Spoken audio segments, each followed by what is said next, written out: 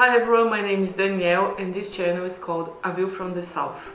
In this channel we are going to talk about sustainable development and climate change from a perspective of someone that comes from the South. Today we are going to talk about what sustainable development is. We listen this word everywhere in the news, journals, in products, related to financial services, but what actually sustainable development is. I'm going to start to explain about sustainable development, breaking down this concept in two words: sustainability and development. I'm going to explain first what is development. I got the concept of development from an economist that I like very much, Amartya Sen. He's a Nobel Prize in Economics for his contributions in welfare theory and social choice theory. According to Amartya Sen, in his famous book called Development as Freedom, he classified development as an expansion of freedoms. To expand freedom, you also need to reduce the unfreedoms. And he understands the unfreedoms, restrictions as poverty, tyranny, poor economic opportunities, social deprivation, neglected public services, tyranny, and as well what he classifies as repressive states. From his perspective, enhancing free people's agency is the main objective of development. But we cannot necessarily mix it up or the concept of development with necessarily economic growth, income growth, or level of industrialization. We have many countries that have a high income per capita, for example, but not necessarily people don't have necessarily a good life. They don't have a good standard of life. They don't live longer. They don't have a high level of education. I will just give an example. For example, in Brazil, the income per capita of Brazil, for example, is higher than income per capita in Bhutan. However, the quality of life in Bhutan is better than Brazil. People live longer and live well in Bhutan than in Brazil.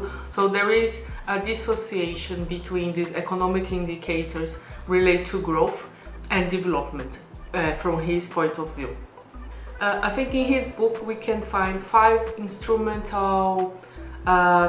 he summarized 5 instrumental types of freedom. That's the political freedom, economic freedom, social opportunities, transparent and guarantee, and social protection. All these 5 types of freedom we can find then in detail in the Universal Declaration of Human Rights that was adopted by the UN General Assembly on 10th of December 1948. This document was created by world leaders as a kind of roadmap to complement the UN Charter and to guarantee rights to everyone, everywhere, helping to prevent the atrocities that happened in the Second World War. During the Second World War, as everyone knows, people from different groups as Jews, black people, gay, Roman Gypsy, Slavic groups, people with mental and physical disability were persecuted. And I think this document wants to prevent that these atrocities don't happen again. This document state what I would call means to guarantee human existence based on 3 fundamental rights: life, liberty, and security. All the 30 articles of the declaration I will summarize here in 30 principles. The first principle is the right to be recognized a human being everywhere and before the law, which include being able or being entitled to have the same protection of the law without discrimination. The second principle is the freedom to circulate within the borders of your country and to cross the borders of your country when you are searching for asylum in another country. The third principle is the right to a nationality, as well to change nationality if you want it. The fourth principle is the right to marry and to form a family that is protected by society and by the state.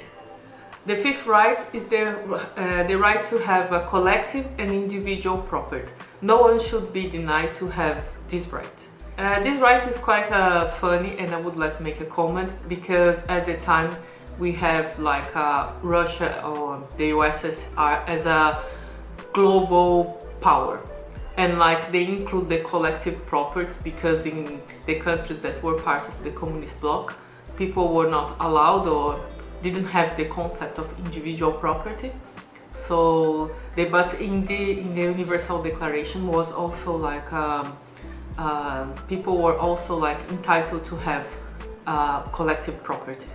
And apart from the Soviet states, we have many countries or many other forms of life, especially in the developing countries, where people don't have this concept of individual property, where the property of where everything that a community holds is part of the community, not part of the individual, but everyone should have access to the resources that a community holds.